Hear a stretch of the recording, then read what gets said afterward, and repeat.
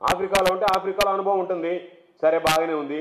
ఇబ్రహీంపట్నంలో ఉన్నటువంటి కల్తీ liquor factory ఆఫ్రికాలో ఉందా, ఆంధ్రాలో ఉందా? కాబట్టి ఆఫ్రికాలో డిస్టిలరీస్ ఉన్నాయి జయచంద్రారెడ్డి అని చెప్పి ఆయన ఎన్నికలు ఎప్పుడు పెట్టాలని చెప్పాడు. ఆ రోజు నీకు కనపడలేదా? ఆ రోజు నోట కట్టలు చూసేటప్పటికి బీ ఫారం టికెట్ ఇవ్వాలనిపించిందా?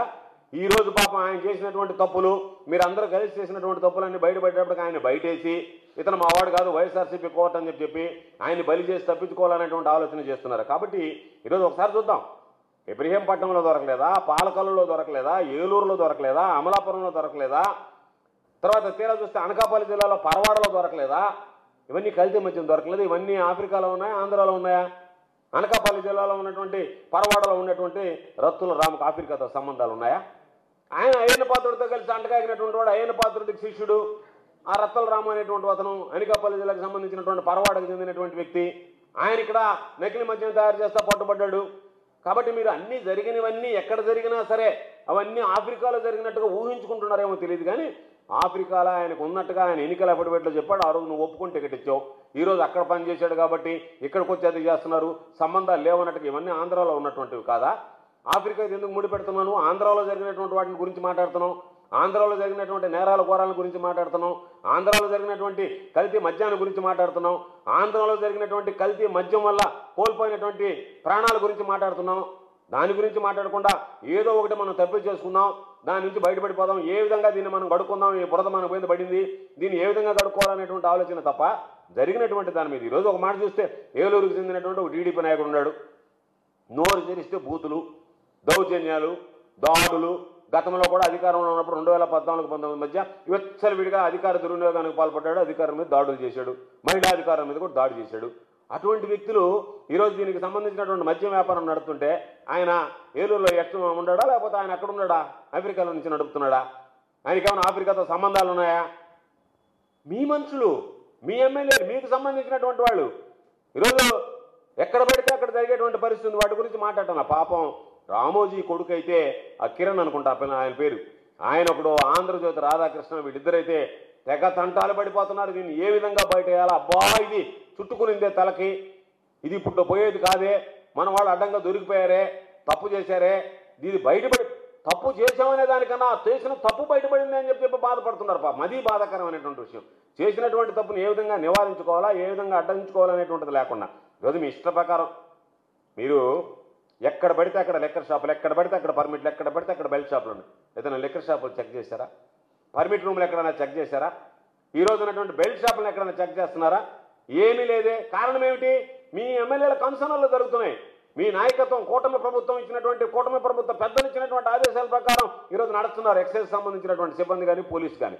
దాని ప్రకారం ఈరోజు జరుగుతుంది. కాబట్టి మీరు ఎక్కడ వీటి మీద చెక్ చేసి ఆ లింక్ని బ్రేక్ చేద్దాం, ఇక్కడి నుంచి ఇంకనైనా వచ్చేటువంటి వాటిని ఆపుదాం అనుకుంటా ఈరోజు మీ ఇష్ట ప్రకారం వాటిని వదిలేసి దీని మీద డైవర్షన్ పాలిటిక్స్ చేసుకుంటా ప్రజల ప్రాణాలు ఈరోజు మీరు హరించేటువంటి పరిస్థితి వస్తే దీనికి గ్యాంగ్ లీడర్ ప్రభుత్వ పెద్దలు కాదా?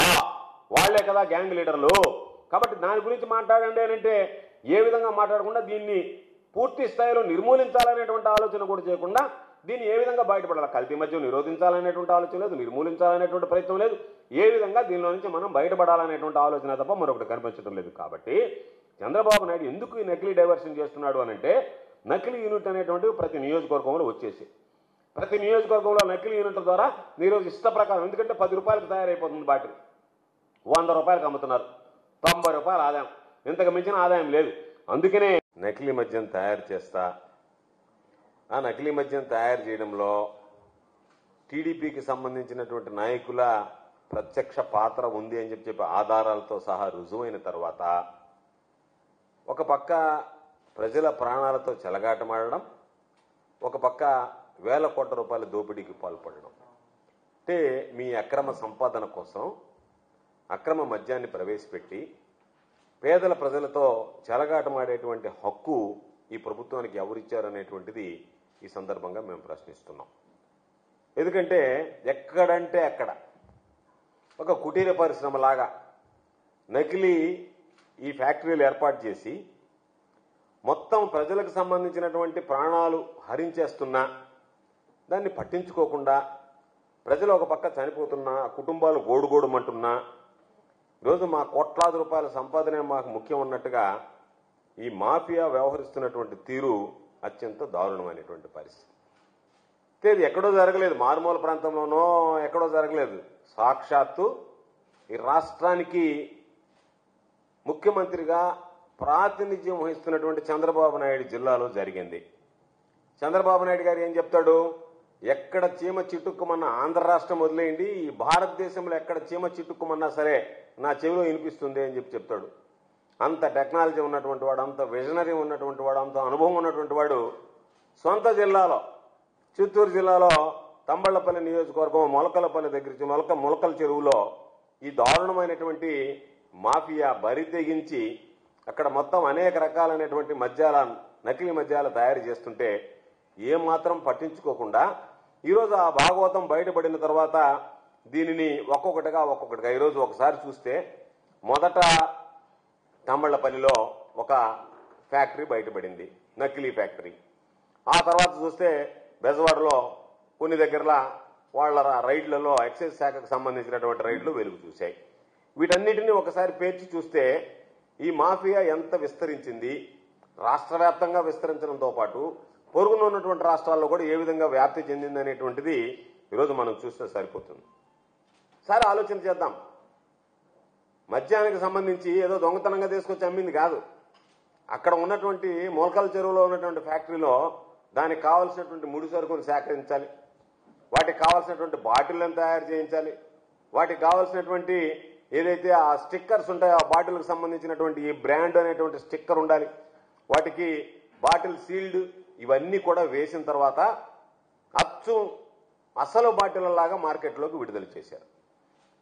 వేలం పాటలు పాడుకోవడం, దాని మీద వచ్చేటువంటి ఆదాయాన్ని అక్కడ ఉన్నటువంటి గ్రామంలో ఉండేటువంటి నాయకుడి దగ్గర నుంచి ఎమ్మెల్యే దాకా పంచుకోవడం, పైకి చేర్చడం, మిగతా వాడి విధంగా నకిలీ మద్యం పెట్టి బెల్ట్ షాపులకు అమ్మి ఆ బెల్ట్ షాపుల ద్వారా పై వరకు అమ్మడం. కాబట్టి ఏ రోజైతే ఆధారాలతో సహా తెలుగుదేశం పార్టీ చేసినటువంటి కుట్రలు బయటపడ్డాయో ఆ రోజు నుంచి diversion games, diversion politics Chandrababu Naidu యథాప్రకారం తయారు చేశాడు. దాంట్లో చంద్రబాబు ఏమన్నాడు?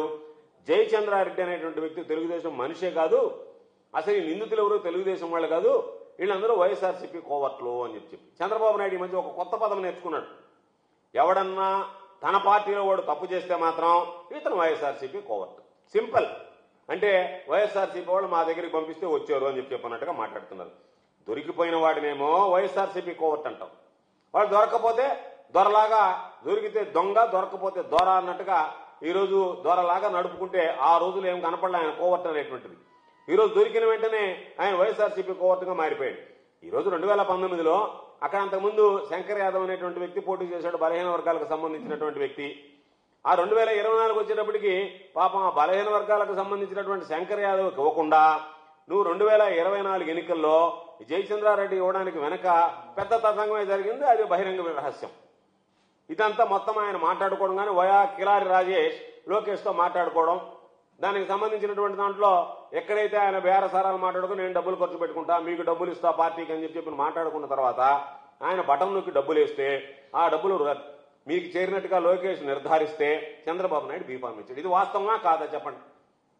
ఇది వాస్తవమైనప్పుడు మీరు మీ పార్టీకి సంబంధించినటువంటి వ్యక్తికి బీఫార్మ్ ఇచ్చి ఈరోజు అతను వైఎస్ఆర్సీపీ కోవర్ట్ అనేటువంటి మాట మాట్లాడడం అంటే ఇంతకన్నా దారుణమైనటువంటి పరిస్థితులు మరొకటి ఉండదు. ఆయన ఏదో పెద్దిరెడ్డికి సన్నిహితుడు, దానివల్ల ఆయన వైఎస్ఆర్సీపీ కోవర్ట్ అని చెప్పి నువ్వే మాట్లాడావు. పెద్దిరెడ్డి సన్నిహితుడైతే పెద్దిరెడ్డి తమ్ముడి మీద నువ్వు ఎందుకు పోటీ పెట్టావు? ఆ మాత్రం నీకు అవగాహన లేదా? నిన్ను చూస్తే, నీ పరిస్థితి చూస్తే నీ నీడను నువ్వు నమ్మవే, నీ నీడను చూసి నువ్వు భయపడతావే. అటువంటి వ్యక్తి వైఎస్ఆర్సీపీ కోవర్ట్కి టికెట్ ఇచ్చావా? ఇది నమ్మాలనా? ఇది నమ్మదగినటువంటిది. ఒకవేళ వైఎస్ఆర్సీపీ కోవర్ట్ అంటే ఎంతమంది మా పార్టీలో నుంచి వచ్చారు మీ దగ్గరికి? నెల్లూరు పార్లమెంట్గా ఉన్నటువంటి వేమిరెడ్డి ప్రభాకర్ రెడ్డి గారు మా పార్టీ నుంచి వచ్చాడు, ఆయన కూడా వైఎస్ఆర్సీపీ కోవర్టేనా? మాగుంట శ్రీనివాసరెడ్డి గారు మా పార్టీ నుంచి మీ దగ్గరికి వచ్చాడు, ఆయన కూడా వైఎస్ఆర్సీపీ కోవర్టేనా? లావు శ్రీకృష్ణదేవరాయలు మా పార్టీ నుంచి మీ దగ్గరికి వచ్చాడు, ఆయన కూడా వైఎస్ఆర్సీపీ కోవర్టేనా? తిరుపతి ఎమ్మెల్యే శ్రీనివాసులు మా పార్టీ నుంచి మీ దగ్గరికి వచ్చాడు, ఆయన వైఎస్ఆర్సీపీ కోవర్టేనా? కోటమిరెడ్డి శ్రీధర్ రెడ్డి మా పార్టీ నుంచి మీ దగ్గరికి వచ్చాడు, ఆయన వైఎస్ఆర్సీపీ కోవర్టేనా? కొలుసు పార్థసారథి, వాసవిశెట్టి సుభాష్, అదేవిధంగా వీళ్ళు ఇంకొక మంత్రులందరూ వచ్చారు మీ దగ్గరికి. కొలుసు పార్థసారథి దగ్గర నుంచి, వాసవిశెట్టి సుభాష్ దగ్గర నుంచి, రాంప్రసాద్ దగ్గర నుంచి, రాంప్రసాద్ రెడ్డి దగ్గర నుంచి, వీళ్ళు ముగ్గురు మా పార్టీలో నుంచి ఈరోజు మీ ప్రభుత్వంలో మంత్రులుగా ఉన్నారు. వాళ్ళందరూ కూడా మా కోవట్లేనా? అంటే మీరు ఎమ్మెల్యేలు ఇచ్చిన వాళ్ళు మా కోవట్లే, మీ ప్రభుత్వంలో మంత్రులుగా పనిచేసేవాళ్ళు మా కోవర్ట్, అంతే కదా నువ్వు చెప్పాల్సింది. ఎవరైతే ఈ పార్టీ నుంచి అక్కడికి వచ్చారని చెప్తున్నావో వాళ్ళకి టికెట్లు ఇచ్చి గెలిపించావో, కొంతమంది గెలిచారు, కొంతమంది ఓడిపోయారు. ఎవడైనా సరే ఆ పార్టీ నుంచి వచ్చారంటే వాళ్ళు కోవర్ట్ కింద లెక్కేస్తున్నావు.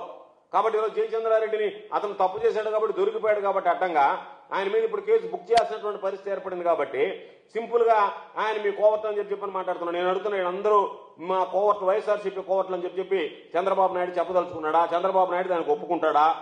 కాబట్టి నువ్వు డిఫెన్స్ ఎంత డిఫెన్స్ లో ఉన్నావు అనేటువంటిది నీ స్టేట్మెంట్లను చూస్తేనే అర్థమవుతుంది. నువ్వు మాట్లాడేటువంటి మాటలను బట్టే అర్థమవుతుంది. చంద్రబాబు నాయుడు మాట్లాడేటువంటి మాటలు, వాడేటువంటి పదజాలాన్ని బట్టే అరే మనం తప్పు చేశాం, దొరికిపోయాం, కాబట్టి అంత డిఫెన్స్ లో ఉన్నాం మనం అనేటువంటిది ఈరోజు అర్థమైపోయేటువంటి పరిస్థితి ఏర్పడింది.